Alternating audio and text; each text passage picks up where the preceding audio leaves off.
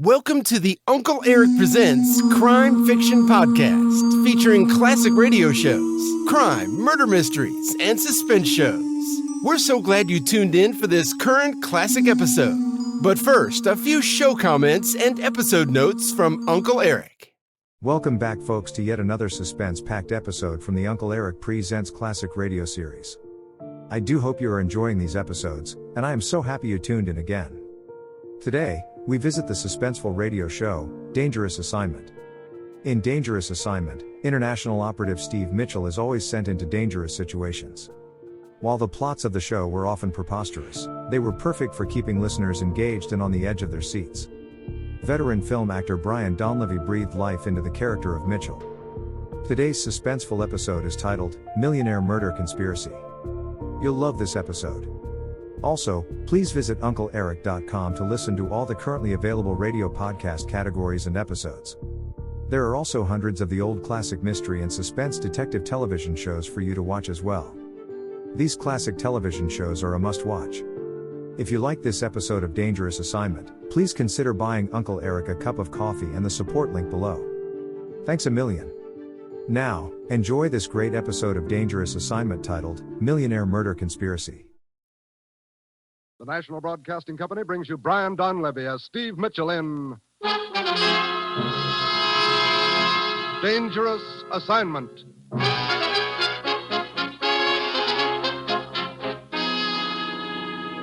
time, 10 p.m. The place, the spacious drawing room of a villa in the south of France overlooking the Mediterranean.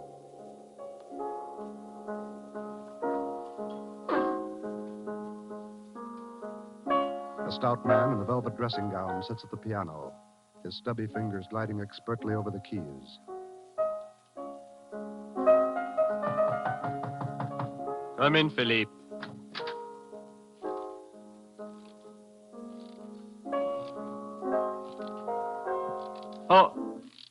I thought you were Philippe, my butler. You were wrong, Barranco. Who are you? And how did you get into my villa? I'm called Dominic, and I walked in. But what do you want? Only a trifle, Barrancos. Your life. What?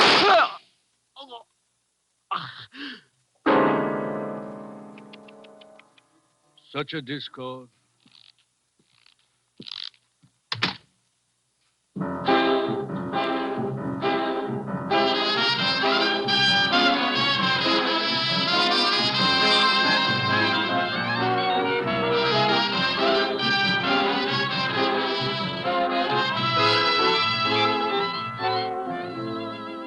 You've seen him in such pictures as Canyon Passage, American Romance, and The Great McGinty. Now, here is our star, Brian Donlevy, in another two-fisted portrayal as Steve Mitchell in Dangerous Assignment.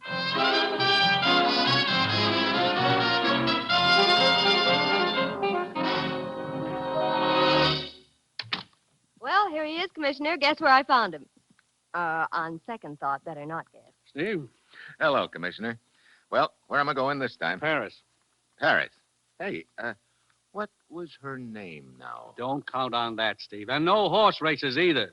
This isn't a pleasure trip. It's strictly business, and dangerous business.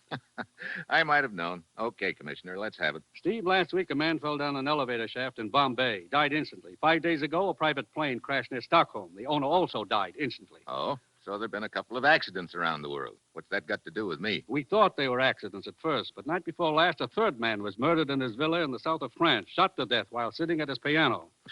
Can anyone play that bad? Steve, there's a tie-in between these three men, one that's tremendously important to us. These dead men were all millionaires in their own countries. 2 weeks ago, 7 of them met to plan a giant merger. What kind of a merger? They pooled all their capital to form a holding company which would finance industrial expansion in backward countries. I see. We believe that interests hostile to the plan are obstructing it. Well, sounds like a pretty effective way to obstruct it, all right. Killing off the partners. You say there were 7 originally. That leaves 4 now. 3. Last night, the killer struck again. What? In Paris. 2 of the partners had dinner together. Marcel Laborde and the American Scott Wheeler. As they left the cafe, they were fired on.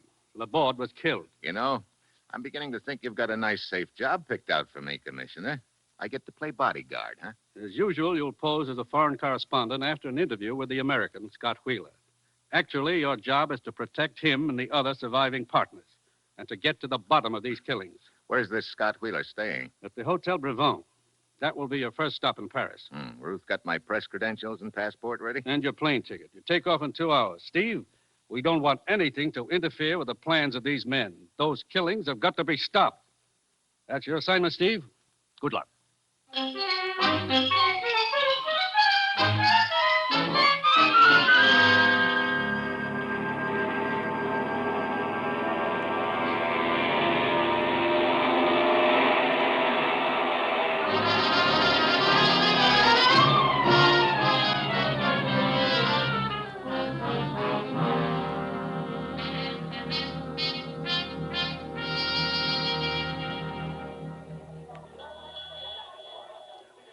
Welcome to Hotel Bravo, monsieur.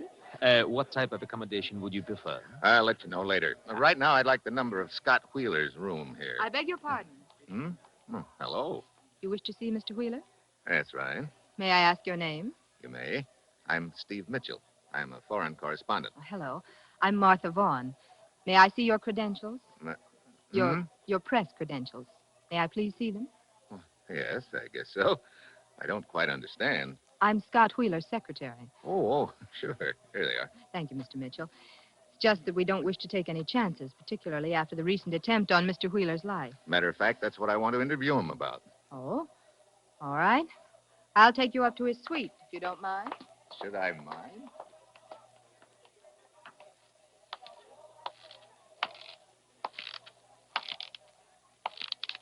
Look, Oui, monsieur.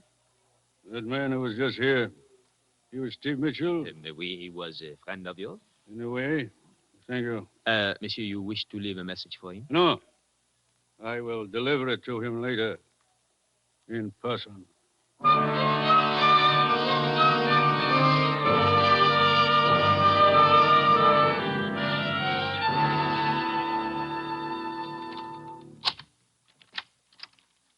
Go on in, Mr. Mitchell. Thank you. Hello, Martha. Oh, Mr. Wheeler, this is Steve Mitchell. He's a foreign correspondent from the United States. Hello. Glad to know you, Mitchell. Meet my associate, Gordon Hemsley. Hi. How do you do? Well, I'll be running along, Wheeler. Ring me up as soon as Voorhees arrives, will you? Okay. Good day, gentlemen. Well, what can I do for you, Mitchell? Well, I believe he'd like a story about the shooting night before last, Mr. Wheeler. That's right. There's not much to tell. Laborde and I had dinner together, took a walk afterward. Laborde felt like a cognac, so we stopped in a little place called La Patate. La patate. Yes. That's slang for potato, isn't it? Yes. They think of some strange names for their bars. Anyway, we had a drink and left. Just as we went out the door, I heard some quick footsteps behind us.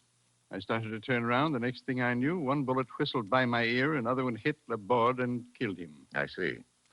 I'd like to take a look at this bar where the shooting took place. La Patate? Yeah. Where is it? Well, it's sort of a hard place to find. Martha, why don't you show Mitchell where it is? All right with you, Mitchell? I can't think of a guide I'd rather have, Mr. Wheeler. Thank you. I'll try not to get you lost, Mr. Mitchell. Would that be bad? Come on.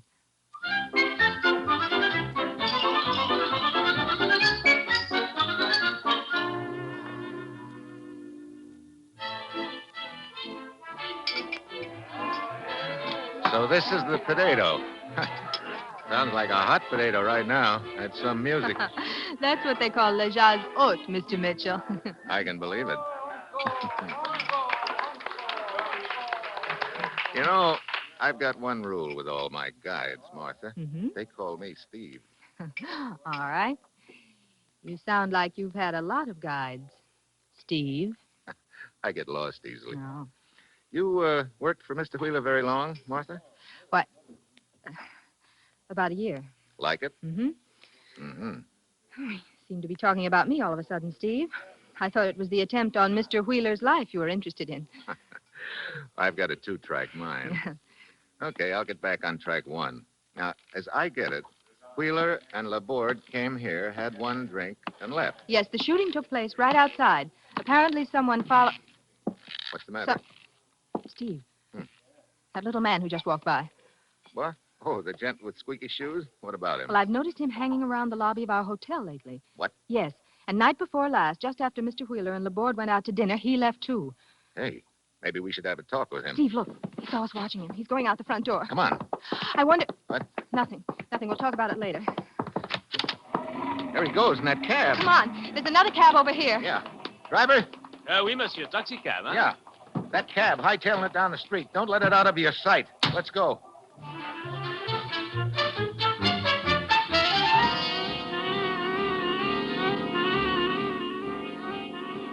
Squeaky Shoes knows he's being followed, all right. That cab of his is really traveling. Steve, look. He's stopping in front of that building in the next block. Yeah. He's running inside. Driver, pull up behind that other cab. Oui, monsieur. Hey, what kind of a building is this, anyway? What? It's a museum, Steve. Museum? Okay, we'll look inside.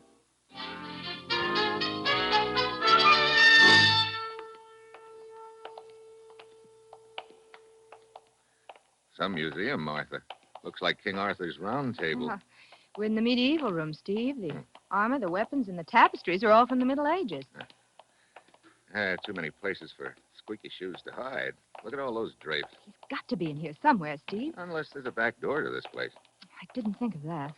Boy, these suits of armor really must have been comfortable on a hot day. Look at the battle axe with this suit. Yeah, reminds me of a lot of old mother-in-law jokes. Well, come on, let's go. Oh, Steve, watch out! Huh? The armor, the battle axe, it's falling. Hey! Steve, you all right? Yeah. I almost got a haircut the hard way. Look, help me get this tin tuxedo off me. Oh, yes, of course. Yeah. Somebody behind the drapes shoved it over. He's probably long gone by now. Well, come on, Martha. Let's go back to Wheeler's suite.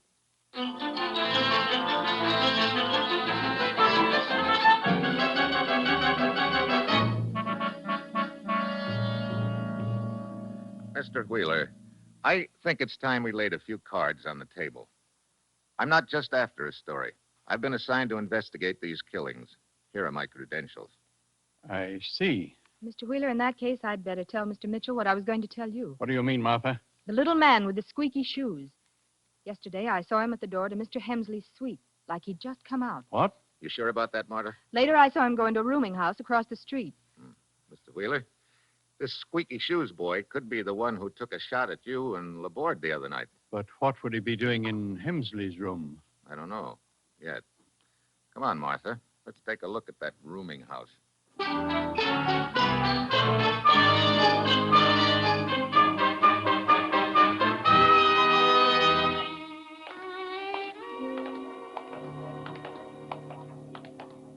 I think this is it, Steve.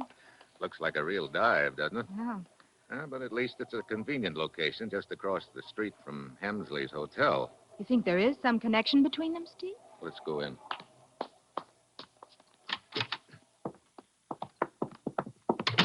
Whew. Fresh air would really smell funny in here. There don't seem to be any rooms downstairs, Steve. Come on, we'll try the stairway. Steve, wait. You hear that? Yeah. Squeaky Shoes. There he is at the head of the stairs. Hey, you. Wait a minute. I want to talk to you. Hey, what's the matter with you? Steve, he's bleeding. He's grabbing at his chest. Get out of the way, Martha. Here he comes. Holy smoke. Steve, is he still breathing? Not anymore.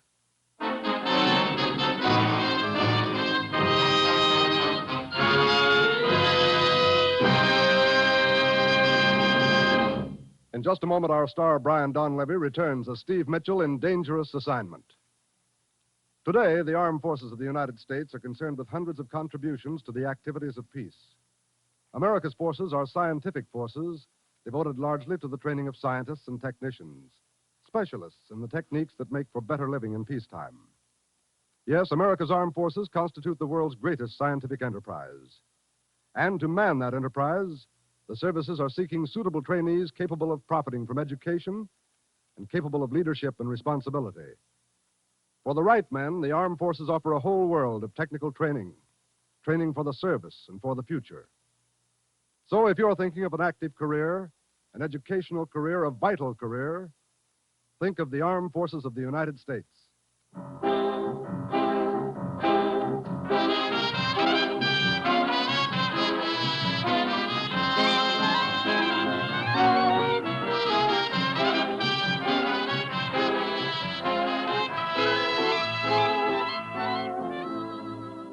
Now, the National Broadcasting Company brings you Act Two of Dangerous Assignment, starring Brian Donlevy in the role of Steve Mitchell.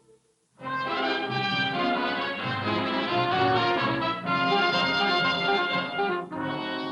time, 30 seconds later. Steve and Martha have run up the stairs and are searching the dead man's room. Nothing here that I can see, Steve. Killer must have gone out the window, Martha. Still open. Well, let's go on back. Steve. Looks like the doorway is occupied. Oh, I'm Inspector Brisac of the Sûreté. Your name, monsieur? Steve Mitchell. I'm a foreign correspondent. This is Miss Martha Vaughn. Mademoiselle? Inspector? Monsieur, what connection exists between you and the dead man downstairs? Connection? None at all. Then what are you doing in his room? Trying to find the guy who stabbed him a couple of minutes ago. And you do not know the dead man at all? I don't even know the guy's name. It is Dominique. Dominique? That's supposed to mean something to me? It does to most of the police in Europe, monsieur. Dominique was a hired killer. Oh? You happen to know who his last boss was? No, monsieur, but we had heard Dominique was in Paris and had trailed him here. As you see, a few moments too late. Yeah. Well, look, Inspector, this is all very nice. But if you'll excuse me, I have a transatlantic call to put in. You say you are a foreign correspondent, Monsieur Mitchell. That's why the telephone call. My boss likes to hear from me now and then. Monsieur, perhaps your interest in this affair is greater than the procuring of a mere story, and perhaps not. Well, you've covered all the possibilities, Inspector. In any case, you will please keep yourself available for questioning. Paris is a big city, monsieur, but I am quite capable of finding you should you choose to hide. Kindly do not put me to the trouble.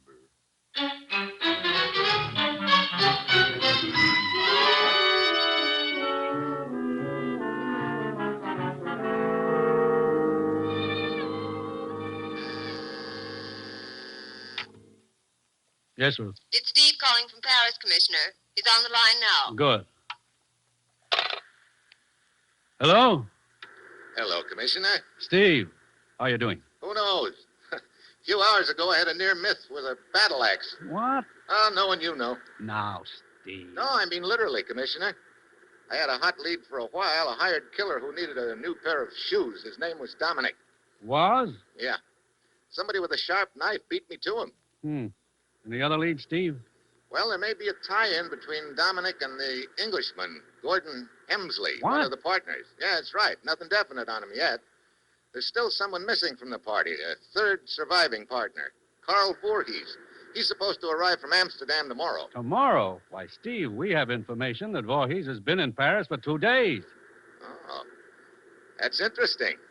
Incidentally, Commissioner, I wish you'd check on the exact terms of that merger. All right, Steve. Why? Oh, just a hunch I'm working on. Cable what information you can get to me at the Hotel Brevant. I'm on my way back there now to talk to Wheeler again.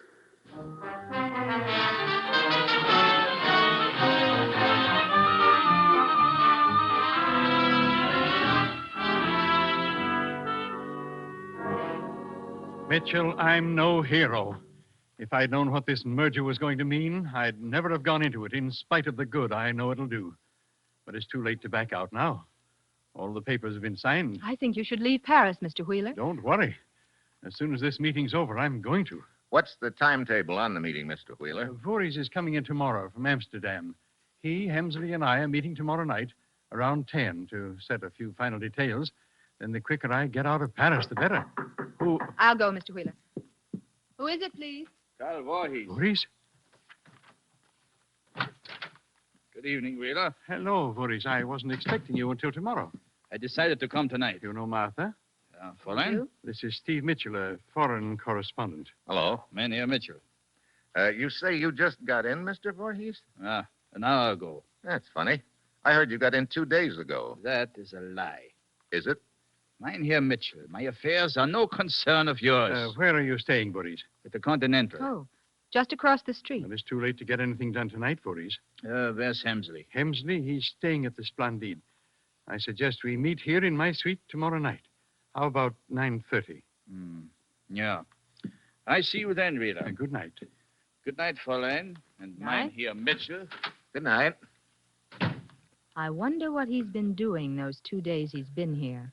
So do I. Mr. Mitchell, I'm worried.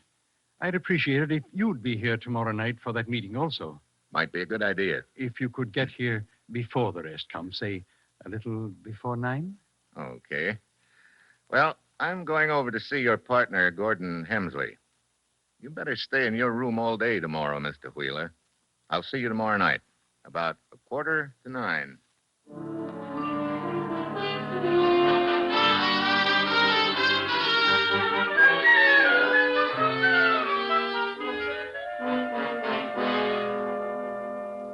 Really, Mr. Mitchell, I can't say I relish being disturbed this late at night, just because you want some sort of silly interview. Well, I'd like at least to get a statement from you, Mr. Hemsley.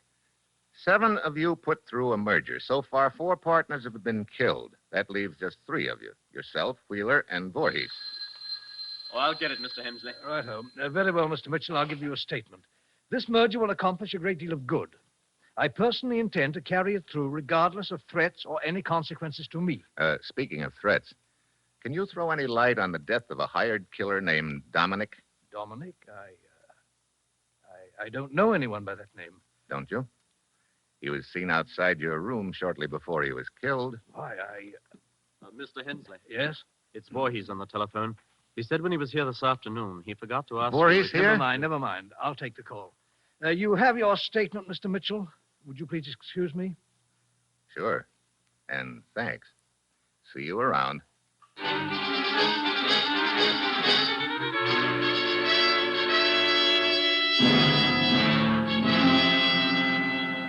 I wish I'd set this meeting earlier. What time is it, Mitchell? 2 minutes to 9, Wheeler. Oh, care for another drink? Thanks. Wheeler, you ever hear of a thing called a squeeze play? Squeeze play? Oh, here's your drink. Thanks.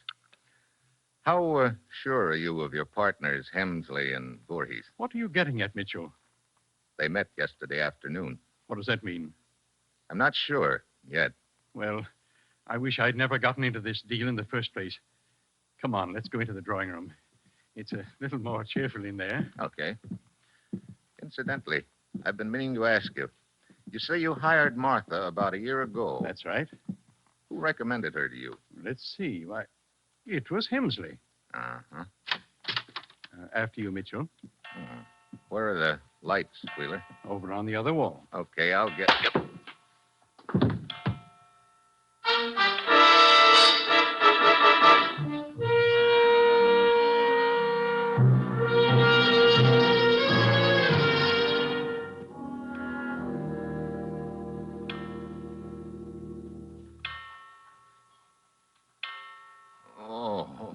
Oh, my head.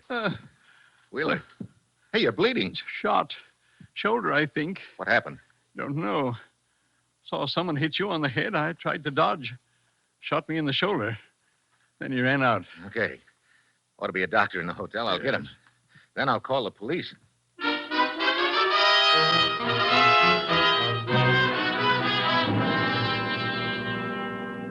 Monsieur Mitchell, once again I find you at the scene of a crime. Believe me, Inspector, it was not my choice either time. You say you were unconscious when Monsieur Wheeler was shot. Have you any idea how long you were unconscious? Just a few seconds. I heard the clock start to strike 9 as I walked into this room, and it was still striking when I came to. That stain and broken glass on the carpet, what do they represent? Well, part of the glass is from my wristwatch, I guess. The rest of it and the stain are from the drink I was holding in my hand when I got slugged. Steve, what's happened? Martha. Well, Hemsley. The gendarme at the door said something about a shooting, Mitchell. Yeah, Wheeler was shot. What? Oh, Steve, is he still alive? Yeah, he's in the next room with the doctor. He's going to be all right. I just think it's a flesh wound. Oh. Well, that's good news. Is it, Hemsley? What do you mean by that, Mitchell? Skip it. Permit me, I am Inspector Brisac of the Sûreté. Did you two come over here together? I know. We just happened to arrive together, Inspector. I see. My room is just down the hall. Permit me to inquire as to your movements for the past hour. Why, I was in my room reading. And Mademoiselle has a witness? What? No. And you, Monsieur Hemsley? Wheeler had scheduled a meeting for 9:30. I waited in my hotel until it was time to come over. Then I came over. So? Incidentally, where's Carl Voorhees? Why, I expected to find him here for the meeting. I will answer. Brisac speaking. Oui, Giraud. What is that? So, you are sure of the time? Merci. At 9 o'clock, Monsieur Voorhees called room service for some ice. When the boy arrived, 5 minutes later, he found Voorhees with a bullet through his heart.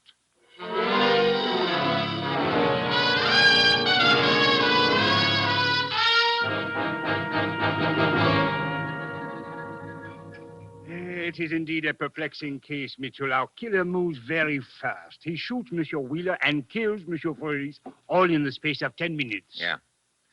Of course, Voorhees lived just down the street from Wheeler. Oh, it is my turn to buy the drinks, Monsieur. Oh, I've still got some here. I think I'll just have a little ice in it. As you prefer. Hey. Monsieur? How long has it been since our last drink? 20, perhaps 30 minutes. Yeah. Look, Inspector, you asked me about that stain on the carpet of Wheeler's drawing room. I said it was broken glass and liquor. That is correct, Mitchell. Was there any ice on the carpet? No, there was not. Inspector, half an hour ago, I got a cable from the commissioner. Here, take a look at it. Terms of merger such that in event of one partner's death, his voting interest passes to survivors. Mm-hmm. Now, if you'll round up everyone in Wheeler's room in a few minutes, I think I can deliver you one grade A killer.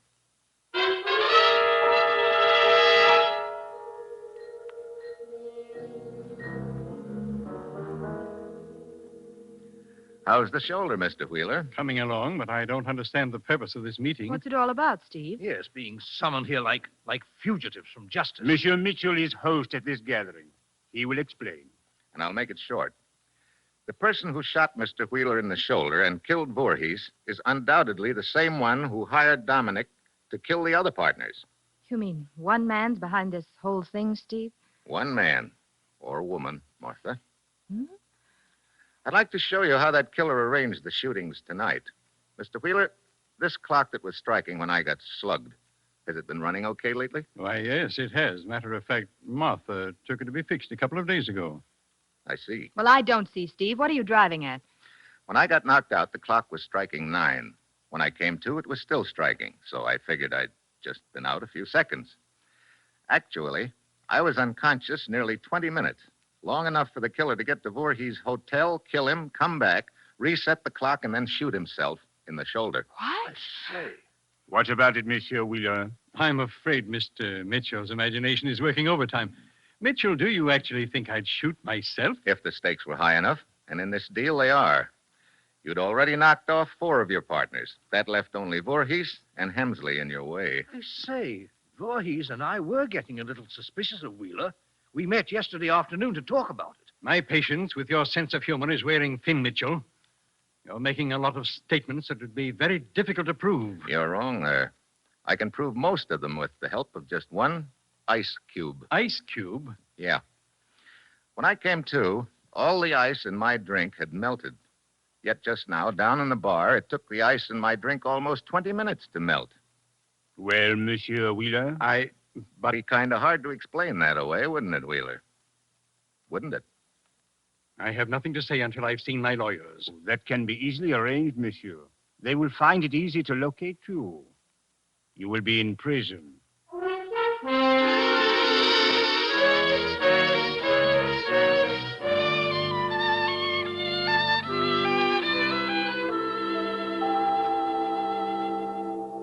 Going to have some time to play in Paris, Steve?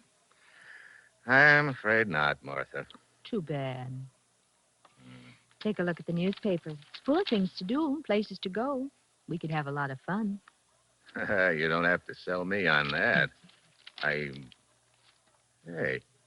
look at this picture of the horse race. Well, what about it? Well, the horses are running in the wrong direction. What? Oh, no, that's the way they do over here, Steve. The horses run clockwise instead of counterclockwise like in the States. You know something? What? I think I'd better stay here a couple of days after all. Oh, wonderful. Yeah. The way I pick horses, I could clean up a fortune. Oh. Mine always run backwards.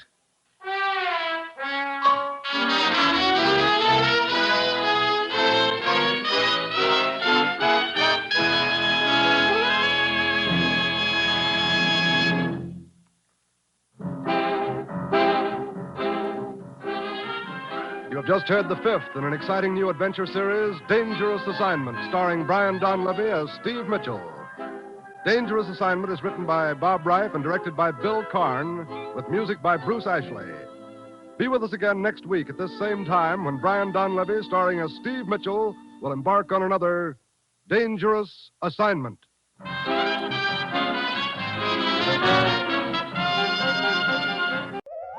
I hope you enjoyed this latest Uncle Eric Presents episode. Stay tuned for the next exciting episode. Please check back often and make sure to subscribe to my podcast so you won't miss the new exciting episodes. In the meantime, scroll up or down to find other exciting episodes to listen to. Don't forget to visit UncleEric.com to see and listen to all the program categories and episodes. There are also hundreds of the old classic crime and detective television show episodes you can watch as well. They're a hoot to watch. That's UncleEric.com. If you like this episode, please consider buying Uncle Eric a cup of coffee at the support link below. Thanks a million. Thanks for stopping by. Bye-bye for now.